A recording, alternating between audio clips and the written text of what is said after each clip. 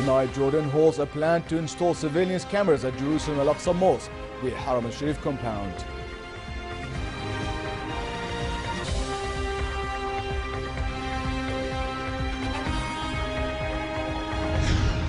The cabinet endorses constitutional amendments aimed to enhance the separation of powers and boost the independence of the constitutional court and judiciary. And 16 people are wounded in a bomb explosion aboard a Jerusalem bus. Good evening and welcome to the news at 10. His Majesty the King, the Supreme Commander of the Jordan Armed Forces Arab Army, visited the Rapid Response Unit Desert Eagle, which was formed through royal directives. The force is meant to be a self-sufficient, flexible and highly mobile unit that can carry out its missions day and night in various weather conditions. Upon arrival at the site, His Majesty was welcomed by the King's Advisor for Military Affairs, Chairman of the Joint Chiefs of Staff, General Mash'al al-Zibin. The unit's commander gave a briefing on operational, training and logistical matters. The Supreme Commander toured various locations of the unit, where he had served with the 2nd Royal Armoured Battalion when he was Prince, and recalled the sites and comrades in arms. The King voiced his satisfaction with the advanced level of the unit in terms of skills and the morale of servicemen. Jordan decided to hold a plan to install surveillance cameras at Jerusalem Al-Aqsa Mosque, the Haram al-Sharif compound. Prime Minister Abdullah Mansour also underscored the kingdom's fundamental position in defending Jerusalem and its holy sites by all diplomatic, legal and media means at the world forums. Mansour said the kingdom had historically been and will remain in the vanguard of the defenders of Palestine and its people and holy shrines. He said the kingdom's decision from the start to install the cameras at the Holy Compound Plaza, not inside the mosque, was meant to monitor and document recurrent Israeli violations of the sanctity of the holy site. He said the kingdom had sought to gain legal, political and media advantages in confronting the repeated assaults which Israel had used to deny in the absence of documentation. But he stressed the paramount objective of the CCTV cameras, which Israel had initially tried to thwart, was to link Muslims across the globe with the holy shrines in Jerusalem. Mansour said Jordan had overcome Israel's resistance, but was surprised by Palestinian skeptics who questioned the objectives of the cameras.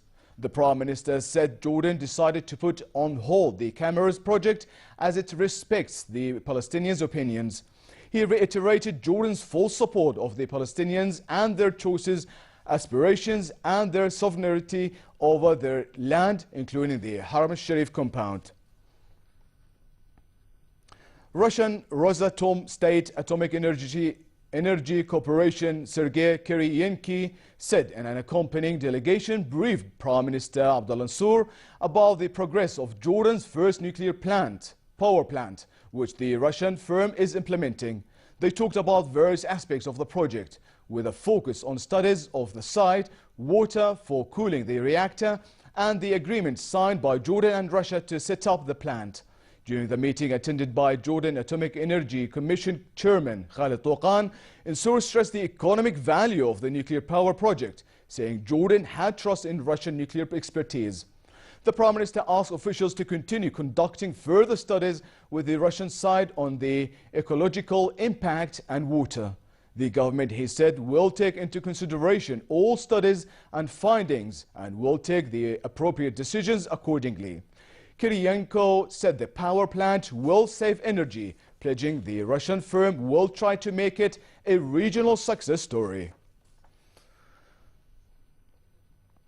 Prime Minister Abdullah Mansour said unemployment among young Jordanians is a top agenda priority. But he made it clear that an overstaffed public sector can no longer absorb more job seekers. Mansour, chairman of the Board of Trustees of the King Abdullah II Award for Free Works and Entrepreneurship, said during an award ceremony that the government is working relentlessly to launch capital projects that create jobs and regulate the labor market. He spoke of the importance to expand micro and small-sized projects and urged economic leaders and planners to work for that end to create jobs. Labour Minister Nidal Qatamin spoke about the challenges facing the local labour market due to the current political situation in the region. He also called for pressing ahead with a training and employment policy. The Prime Minister presented awards to the winning projects and also honoured the best free women and empowerment projects as well as national institutions supporting the award. The Council of Ministers endorsed constitutional amendments for the year 2016 and passed them to the lower house. The amendments aim to strengthen the principle of separation of powers, boost the independence of the Constitutional Court and judiciary authority, and enhance the gendarmery's neutrality in politics. During a session chaired by Prime Minister Abdullah Mansour, the Cabinet approved the amendments to Article 40 of the Constitution by adding paragraph 2 as the following. Notwithstanding the provisions of paragraph 1 of the article, the power of appointing the following bodies is vested in the King: A. Crown Prince, B. Regent, C. Senate President and members, D. Constitutional Court President and members, E. President of the Judicial Council, F. Army Commander, Intelligence Chief and Director of the Gendarmerie. The ministers also approved the changes to Article 50 of the Constitution by adding paragraph 2 as the following. 1. Deleting the phrase or death mentioned in paragraph 1. 2. In the case of the death of Prime Minister, the Cabinet will be headed by Deputy Prime Minister or Senior Minister as appropriate and until the formation of a new Cabinet. The government decided to recall the Jordanian ambassador in Tehran for consultation over Tehran's interference in the internal affairs of Gulf Arab countries. State Minister for Media Affairs Mohammed Momani said in a statement that the Deputy Premier and Minister of Foreign and Expatriate Affairs had asked Ambassador Abdullah Abu Rahman to return to Amman for this purpose. Momani said that after Iran signed a nuclear deal with international powers, which Jordan had backed with the Iranian government, had made statements and taken positions that would not help the kingdom's hopes for better Arab-Iranian ties. Jordan, he said, had hoped relations would be based on good neighborliness, non-intervention in the internal affairs of countries and joint action to promote the region's security and stability.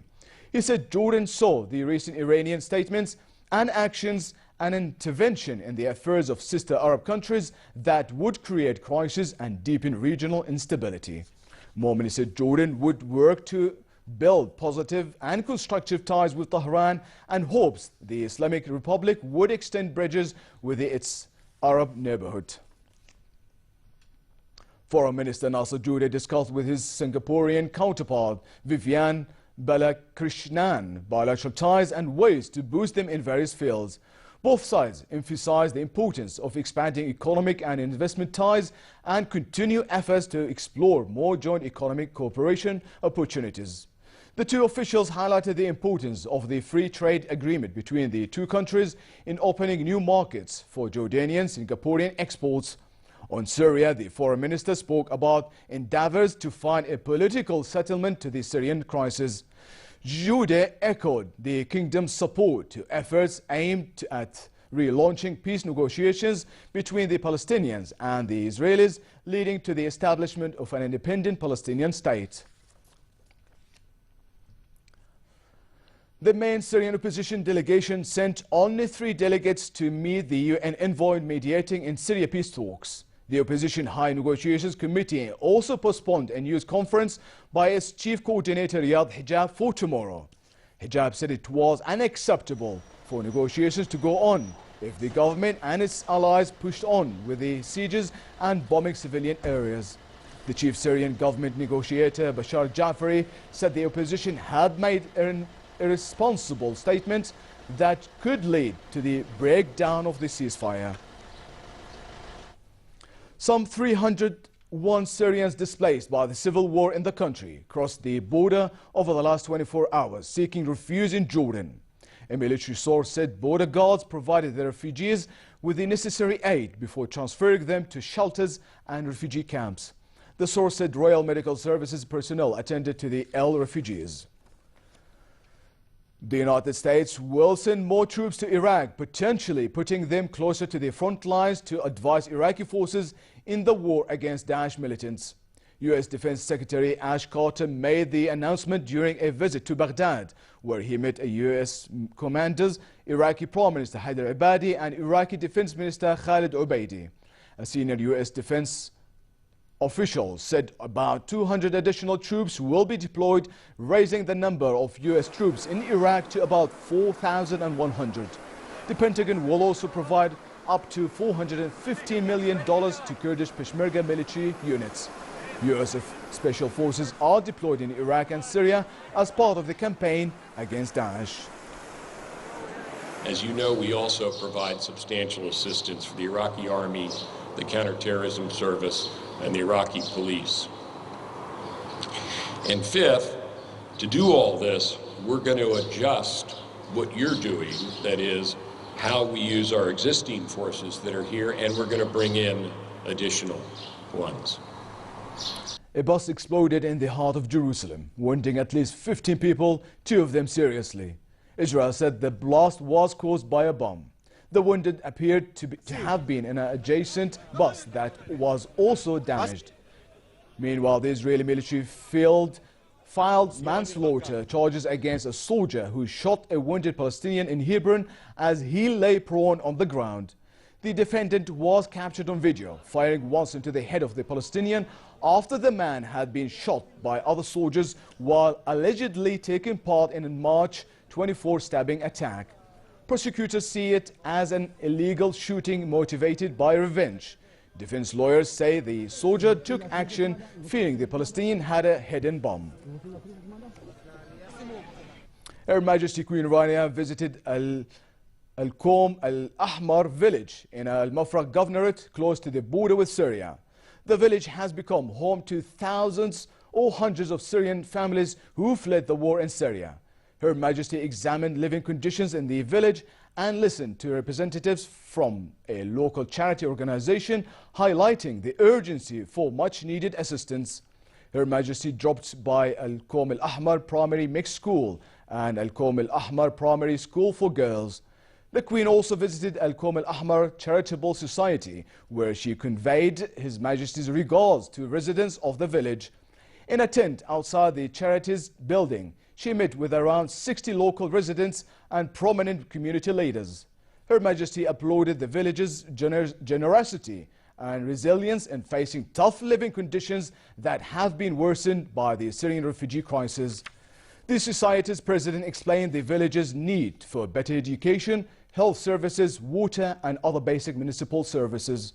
Queen Rania also visited the home of an underprivileged elderly woman to listen to her needs and offer support.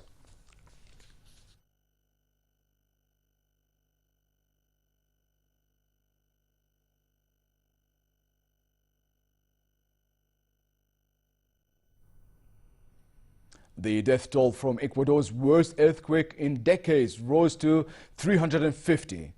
Traumatized survivors rested amid the rubble of their homes, and rescuers dug for survivors in the Andean nation's shattered coastal region. At least 2,068 people were injured in Saturday's 7.8 magnitude quake, which ripped apart buildings and roads and knocked out power. Here's more. Rescuers pump oxygen into an earthquake victim in Pedernales, Ecuador. The death toll from Saturday's massive quake rose to at least 272, with more than 2,000 injured. Buildings and homes in this coastal town near the epicenter were reduced to rubble. Rescuers worked to remove large chunks of debris, hoping to find those still trapped. Some of the victims were brought here to the town's still intact stadium, where members of the Ecuadorian Red Cross are treating the injured. It's also where bodies are being stored. Ecuador's President Rafael Correa said the priority was saving lives. An affectionate hug and solidarity to families who've lost loved ones, he said. The priority is to save human lives. The country is in a state of emergency. The government called it the country's worst quake since 1979. In that disaster, 600 people were killed and 20,000 injured. That's according to the U.S. Geological Survey.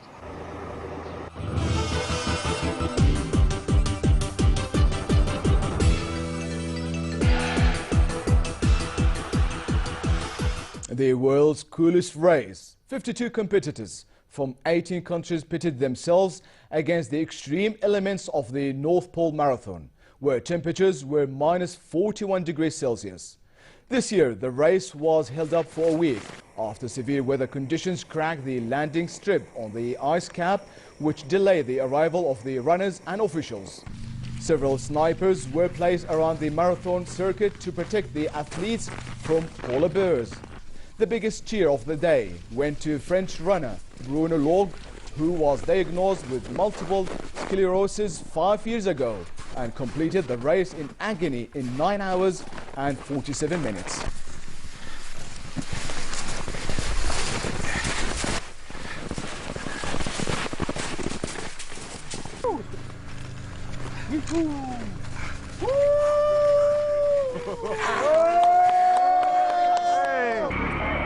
Stuntman Damon Waters performed an incredible backflip of an approaching Formula E car at a racetrack in Mexico City. Waters rehearsed the backflip several times, calculating the exact time to jump as the car approached at 97 kilometers per hour.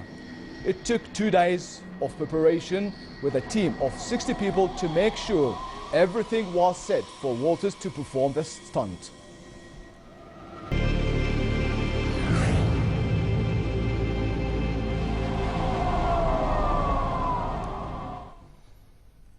That was amazing. And finally, the weather forecast. Clear skies in general with a pleasant breeze for tonight and warm in the Jordan Valley and the Dead Sea.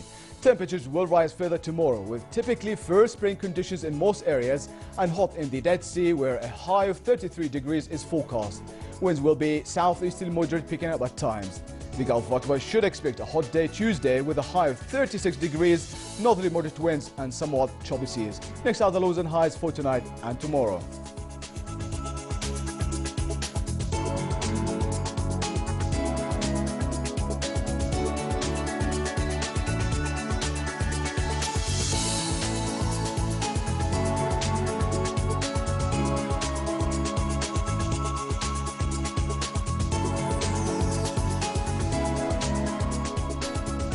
And to close here our top stories once again, Jordan holds a plan to install surveillance cameras at a Jerusalem Al-Aqsa Mosque, the Haram al-Sharif compound.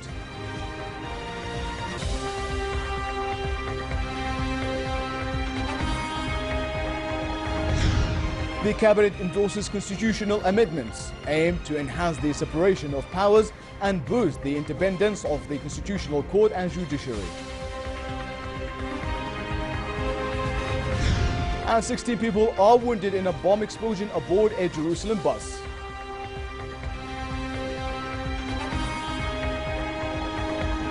And with that, we come to the end of tonight's news. I'm Leo Balkar. Thank you for watching and have a good night.